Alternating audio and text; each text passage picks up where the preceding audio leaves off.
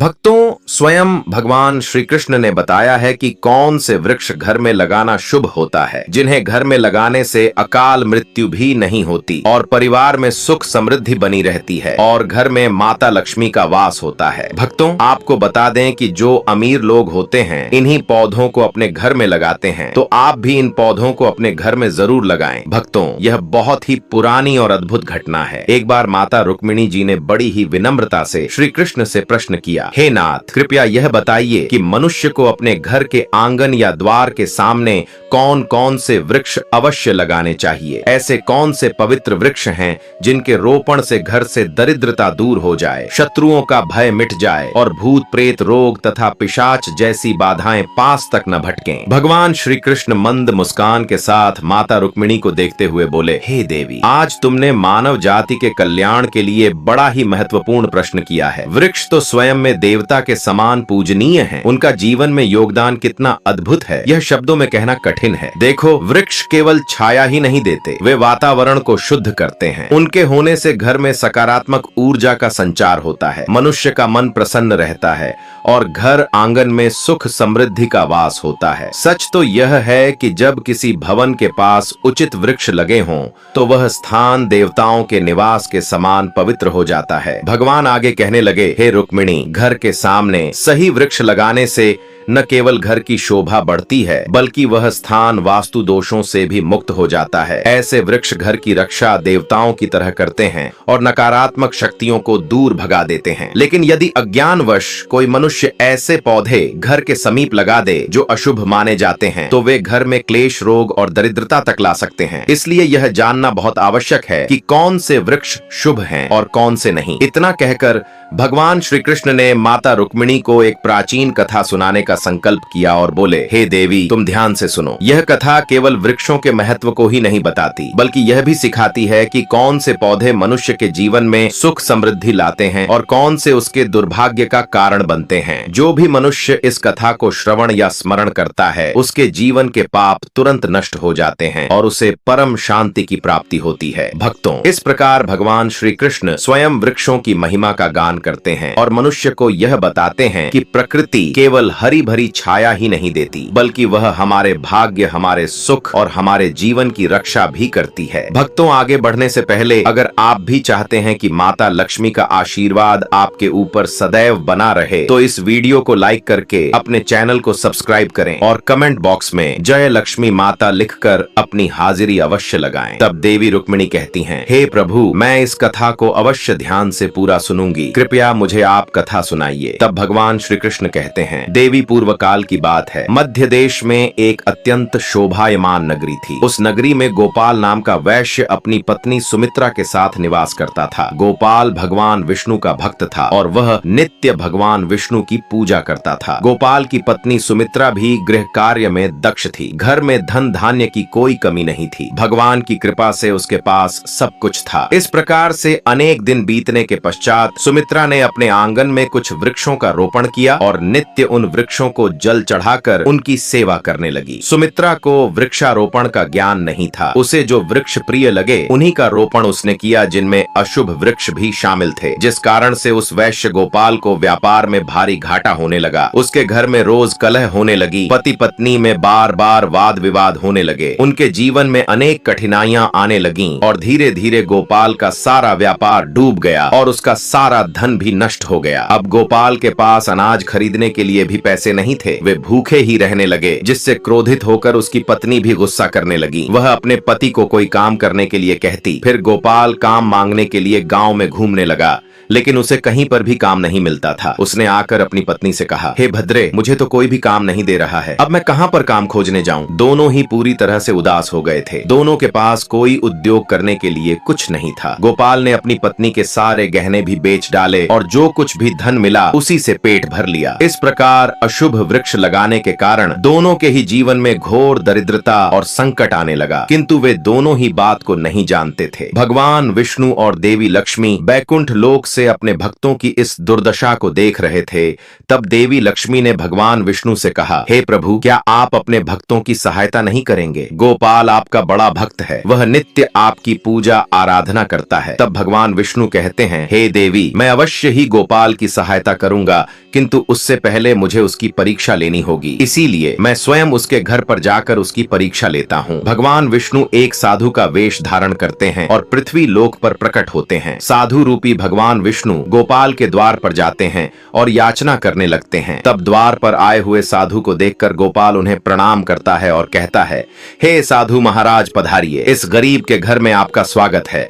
मैं आपकी किस प्रकार से सहायता कर सकता हूँ? साधु रूपी भगवान विष्णु कहने लगते हैं, हे महोदय, मैं तीर्थ यात्रा पर निकला हूँ, विश्राम करने के लिए कोई जगह खोज रहा हूँ। यदि आपको कोई कष्ट न हो तो मुझे अपने घर में स्थान दे दो। मैं अनेक दिनों से भूखा हूँ, कुछ भोजन भी प्राप्त हो जाए तो बड़ी कृपा होगी। साधु महाराज के ऐसे वचन सुनकर गोपाल कहने लगा, हे साधु महात्मा, आप अवश्य ही कोई पुण्य आत्मा दिखाई पड़ते हैं। आपके मुखमंडल पर बहुत तेज है। आपकी सेवा करने का मुझे सौभाग्य मिल रहा है। आपकी सेवा करके मुझे बड़ा आनंद मिलेगा। कृपया आप घर के भीतर चलिए। फिर वह साधु महाराज और गोपाल के घर के भीतर जाते हैं और विश्राम करने लगते हैं। गोपाल उन साधु महाराज की बड़ी सेवा करता है, किंतु उसके पास अन्न का एक दाना नहीं होता है। तो वह अपनी पत्नी से कहता है, हे प्रिय, घर पर जो साधु महात्मा आए हैं वे बड़े पुण्यवान दिखाई पड़ रहे हैं। हमें उनके भोजन के लिए कुछ उपाय करना चाहिए। मैं गांव में जाकर किसी से थोड़ा सा धन मांग कर लाता हूँ। इतना कहकर गोपाल गांव में एक सेठ के घर पर जाता है और उस सेठ से थोड़ा सा धन देने की विनती करता है, किंतु वह सेठ गोपाल वैश्य को धन देने से इनकार करता है और कहता है, तुम्हारे पास तो फूटी कौड़ी नहीं है, तुम मेरा धन कैसे वापस करोगे? तब गोपाल कहता है, हे सेठ, कृपा करके आप मुझे थोड़ा सा धन दे दीजिए, मैं जल्दी ही आपको लौटा दूंगा। यदि मैं धन नहीं लौटा पाया तो आप मेरा घर ले लीजिएगा। गोपाल की बात सुनकर सेठ को उस पर थोड़ी दया आती है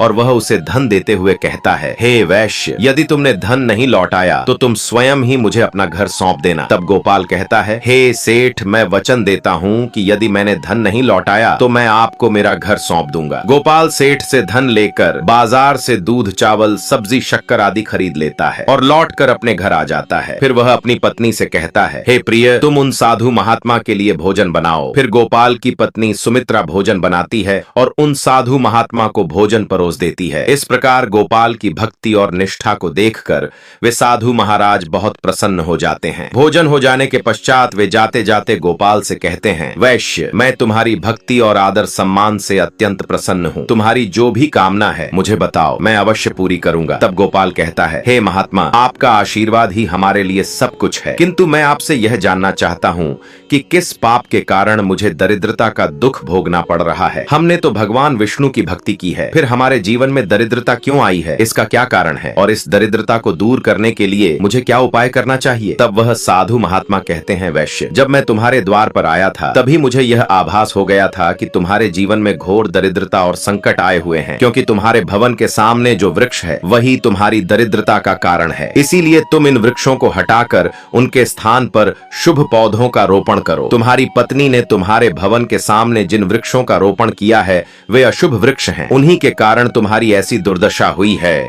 तब गोपाल कहता है, हे महात्मा, कृपा करके मुझे बताइए कि घर के सामने कौन से वृक्ष लगाने चाहिए जिससे घर में सुख समृद्धि हो और कौन से वृक्ष नहीं लगाने चाहिए। कृपा करके आप मुझे विस्तार से समझाइए, मैं आपका बड़ा आभारी रहूंगा। फिर वह साधु महात्मा कहते हैं, हे वैश्य, अब मैं तुम्हें उन शुभ वृक्षों के विषय में बताता हूँ जिन्हें घर के पास लगाने से शुभ फलों की प्राप्ति होती है, इसलिए तुम ध्यान पूर्वक सुनो। हे वैश्य, गोपाल, किसी जलाशय के समीप पीपल का वृक्ष लगाओ। पीपल का वृक्ष लगाने से जो फल मिलता है वह सैकड़ों यज्ञ के समान होता है। जब पीपल के पत्ते उस जलाशय में गिरते हैं तो वे पिंड के समान होकर पितरों को तृप्त करते हैं। इससे सभी प्रकार के पितृ दोष समाप्त हो जाते हैं। जो मनुष्य नित्य स्नान करके पीपल को स्पर्श करता है वह सभी पापों से मुक्त होता है और कभी पराजित नहीं होता है। पीपल को स्पर्श करने से लक्ष्मी की प्राप्ति होती है और उसकी प्रदक्षिणा करने से आयु में वृद्धि होती है। पीपल की जड़ में श्री विष्णु, तने में शिव जी और अग्रभाग में ब्रह्मा जी स्थित रहते हैं। अमावस्या के दिन पीपल को प्रणाम करने से जो फल मिलता है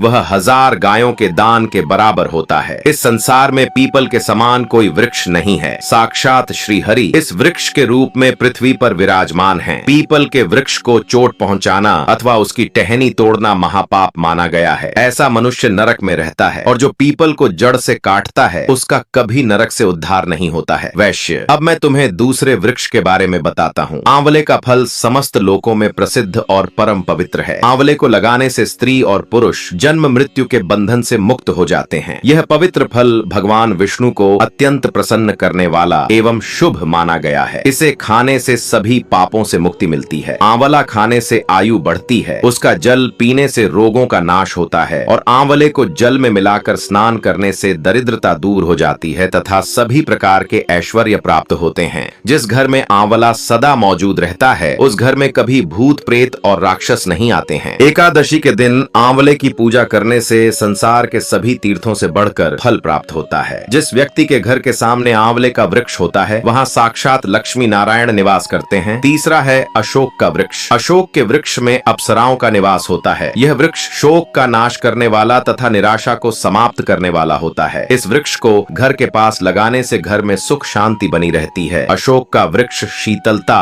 और यौवन प्रदान करने वाला होता है। देवी लक्ष्मी ने जब सीता के रूप में अवतार लिया था तब रावण द्वारा अपहरण के बाद उनका आवास अशोक वाटिका में था। अशोक के वृक्ष ने माँ सीता की बहुत सेवा की थी, इसलिए माँ सीता ने अशोक वृक्ष को यह वरदान दिया था कि जिस भी स्थान पर यह वृक्ष होगा वहां उनका सदैव ही निवास होगा। चौथा है पाकर का वृक्ष। मनुष्य को पाकर का वृक्ष अवश्य लगाना चाहिए। यह वृक्ष लगाने से जो फल मिलता है वह महायज्ञ के समान होता है। कलयुग में मनुष्य यज्ञ नहीं कर पाएंगे, इसीलिए उन्हें पाकर का वृक्ष अवश्य लगाना चाहिए। पांचवा है नीम का वृक्ष। नीम का वृक्ष लगाने से सूर्य देव प्रसन्न होते हैं। नीम का वृक्ष आयु प्रदान करने वाला माना गया है। इसे घर के पास लगाने से नाना प्रकार के रोगों से छुटकारा मिलता है और माँ लक्ष्मी को नीम के पत्ते अति प्रिय होते हैं, इसीलिए वे नीम के वृक्ष के पास निवास करती हैं। घर के सामने नीम के वृक्ष का रोपण करने से धन संपत्ति की प्राप्ति होती है। छठा है जामुन का वृक्ष। यदि कोई मनुष्य कन्या प्राप्ति की कामना करता है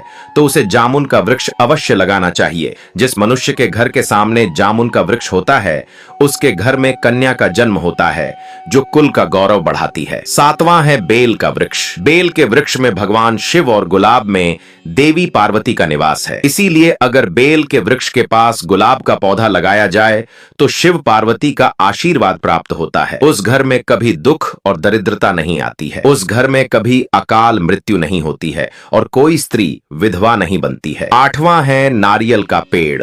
नारियल का पेड़ लगाने से पुरुष अनेक गुणवान संतान का पिता बनता है। नारियल किसी भी धार्मिक अनुष्ठान का आवश्यक अंग होता है। यह अत्यंत शुभ माना जाता है। कुंद और मोगरे के पेड़ में गंधर्व निवास करते हैं, इसीलिए इस पौधे का रोपण अपने घर के पास करने से कार्यों में सिद्धि और शुभ फलों की प्राप्ति होती है। खासकर कला के क्षेत्र में काम करने वाले लोगों को यह पौधा अवश्य लगाना चाहिए। यदि किसी मनुष्य को चोर और लुटेरों का भय सता रहा है तो उसे अपने घर के पास कीकर का वृक्ष जरूर लगाना चाहिए। यह वृक्ष चोर लुटेरों को भयभीत करता है और घर की रक्षा करता है। हरे वृक्ष पुण्य और लक्ष्मी प्रदान करते हैं। इन वृक्षों का रोपण करने से दुख और दरिद्रता समाप्त हो जाती है। घर की उत्तर दिशा में 5 चंपा के पौधे लगाए जाएं तो धन में वृद्धि होती है। केले का पेड़ भी बहुत शुभ होता है और यह घर में सुख समृद्धि और खुशहाली लाता है। केले के पेड़ में भगवान विष्णु का वास होता है, इसीलिए घर में केले का पेड़ होने से घर में धन की कमी नहीं होती है। हर श्रृंगार के पौधे को पारिजात भी कहा जाता है। इस पौधे की उत्पत्ति समुद्र मंथन के समय हुई थी और देवी लक्ष्मी भी समुद्र मंथन से ही प्रकट हुई थीं। इसीलिए पारिजात के पौधे का बहुत अधिक महत्व है। यदि इस पौधे को अपने घर पर लगाते हैं तो आपको माँ लक्ष्मी की विशेष कृपा प्राप्त होगी। घर के आंगन में नारियल का पेड़ होने से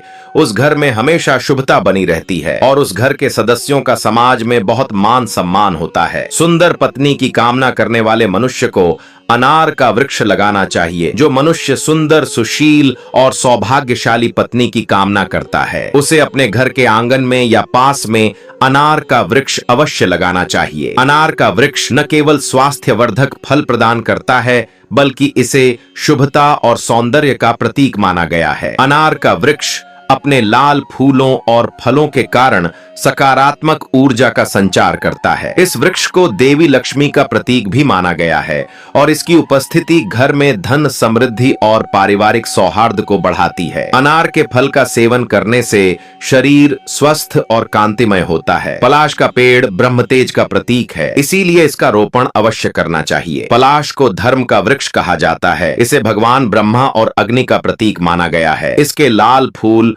ऊर्जा, शक्ति और उत्साह के प्रतीक हैं। पलाश का वृक्ष व्यक्ति को आध्यात्मिक उन्नति प्रदान करता है। यह साधना और तपस्या में सहायता करता है और व्यक्ति के भीतर ब्रह्म ऊर्जा का प्रवाह बढ़ाता है। पलाश की लकड़ी और पत्ते यज्ञ और पूजा में उपयोग किए जाते हैं। इनसे निर्मित अग्नि वातावरण को पवित्र बनाती है। घर के भीतर कांटेदार पौधों का रोपण वास्तु दोष उत्पन्न करता है। इससे घर के सदस्यों को आर्थिक तंगी, स्वास्थ्य समस्याएं और पारिवारिक कलह का सामना करना पड़ सकता है। मनुष्य को कभी भी तार का वृक्ष नहीं लगाना चाहिए। तार का वृक्ष संतान का नाश करने वाला होता है। जिस घर के पास तार का वृक्ष होता है उस घर की संतानों की कभी उन्नति नहीं होती है। मनुष्य को कभी भी अपने घर के पास भेड़ा का वृक्ष नहीं लगाना चाहिए। इस वृक्ष पर भूत का वास होता है और जो मनुष्य भेड़ा का वृक्ष लगाता है वह भूत बन जाता है। इसके नीचे बैठकर कभी पूजा पाठ भी नहीं करना चाहिए। घर में कभी भी ऐसे पौधे नहीं लगाने चाहिए जिनको काटने या तोड़ने पर दूध निकलता हो। घर के सामने कभी भी बबूल का पेड़ नहीं लगाना चाहिए क्योंकि इसे लगाने से विपत्ति आती है। घर के सामने बेर का वृक्ष भी नहीं लगाना चाहिए क्योंकि इसे लगाने से नकारात्मकता बढ़ती है, धन का नाश होता है और संकट आते हैं। भक्तों, भगवान श्री कृष्ण आगे माता रुक्मणी से कहते हैं, हे प्रिय, ध्यान से सुनो। घर के अत्यधिक समीप आम का वृक्ष कभी नहीं लगाना चाहिए। यद्यपि आम का फल अत्यंत मधुर और प्रिय होता है, किंतु जब उसके वृक्ष की छाया सीधे घर पर पड़ती है तो यह शुभ की बजाय अशुभ फल प्रदान करता है। इस कारण आम का वृक्ष सदैव घर से थोड़ी दूरी पर ही लगाना उचित है। इसी प्रकार पपीते का वृक्ष भी घर के सामने नहीं लगाना चाहिए। यह वृक्ष देखने में सरल और फल देने वाला अवश्य है, परंतु इसके कारण घर में दरिद्रता प्रवेश करती है और धन का नाश होने लगता है। यदि पीपल का वृक्ष भवन की पूर्व दिशा में हो तो यह निर्धनता और क्लेश का कारण बनता है। वहीं वट वृक्ष यदि घर की पश्चिम दिशा में हो तो परिवार में शोक और दुख का वातावरण बना रहता है। हे देवी, यह भी जान लो कि यदि घर की दक्षिण दिशा में तुलसी का पौधा हो तो संतान को पीड़ा सहनी पड़ सकती है। तुलसी माता स्वयं पवित्र हैं, किंतु उनकी उपयुक्त दिशा का ध्यान रखना अति आवश्यक है। इसी प्रकार यदि किसी मृत वृक्ष की छाया घर पर पड़ती है तो वह मृत्यु सूचक मानी जाती है। ऐसे सूखे और मृत वृक्ष को तुरंत उखाड़ देना चाहिए, अन्यथा घर में अनिष्ट घटित होता है। मरुस्थल में पाए जाने वाले पौधे कठोर और सूखे वातावरण के लिए अनुकूल होते हैं। उनके कांटे और मोटे तने उन्हें जीवित रखते हैं, परंतु उनकी प्रकृति घर या आंगन में शुभ नहीं मानी जाती। ऐसे पौधे घर के भीतर नकारात्मकता लाते हैं। हे रुक्मणी, इस रहस्य को और गहराई से समझने के लिए मैं तुम्हें एक कथा सुनाता हूँ। भगवान श्री कृष्ण कथा सुनाते हैं। एक समय की बात है, एक साधु महाराज एक वैश्य गोपाल के घर पहुँचे। साधु ने गोपाल से कहा, हे वैश्य, आज मैं तुम्हें शुभ और अशुभ वृक्षों का रहस्य बताने आया हूँ। यदि तुम इन नियमों का अनुसरण कर वृक्षों का रोपण करोगे तो तुम्हारे जीवन में समृद्धि का वास होगा और दरिद्रता का अंत हो जाएगा। साधु महाराज ने उसे विस्तार से समझाया कि कौन से वृक्ष घर के पास लगाने चाहिए और किन से दूरी बनाकर रखनी चाहिए। गोपाल ने श्रद्धा से उनके वचनों को सुना और हाथ जोड़कर बोला, हे महात्मा, आपने आज मुझे अत्यंत उत्तम ज्ञान दिया है, इसके लिए मैं हृदय से आपका आभार व्यक्त करता हूँ। तभी अचानक साधु महाराज वहाँ से अंतर्धान हो गए। गोपाल और उसकी पत्नी आश्चर्यचकित रह गए। उन्हें तुरंत ही समझ में आ गया कि साधु रूप में स्वयं भगवान विष्णु ही उनके घर पधारे थे। वे दोनों भाव विभोर होकर भगवान के चरणों में कृतज्ञता प्रकट करने लगे। इसके बाद गोपाल ने साधु महात्मा के बताए अनुसार अपने घर के सामने शुभ वृक्षों का रोपण किया। कुछ ही समय में उसके घर में धन संपत्ति का अपार आगमन हुआ, दरिद्रता मिट गई और जीवन सुख समृद्धि से भर उठा। गोपाल और उसकी पत्नी हर दिन भगवान विष्णु का स्मरण करने लगे और उनकी कृपा से उनका जीवन मंगलमय हो गया। भगवान श्री कृष्ण ने कथा समाप्त करते हुए माता रुक्मणी से कहा, हे प्रिय, इस प्रकार शुभ और अशुभ वृक्षों के भेद को जानकर मनुष्य यदि अपने घर के समीप सही वृक्षों का रोपण करें तो उसके जीवन में समृद्धि, शांति और सुख स्थायी रूप से निवास करते हैं। अब तुम भी अपने भवन के पास इन नियमों का पालन करना और अन्य लोगों को भी यह ज्ञान देना लेना ताकि सभी का जीवन मंगलमय हो सके। भक्तों, यह तमाम जानकारी जन रुचि को ध्यान में रख कर दी जा रही है। वास्तु शास्त्र के उपाय को अपनी आस्था और विश्वास पर आजमाएं। हमारा चैनल इस वीडियो के द्वारा किसी भी प्रकार का कोई दावा नहीं करता है। आज की यह जानकारी अगर आपको पसंद आई हो तो इस वीडियो को लाइक करें, अपने चैनल को सब्सक्राइब करें और बेल नोटिफिकेशन को ऑल पर सेट जरूर करें।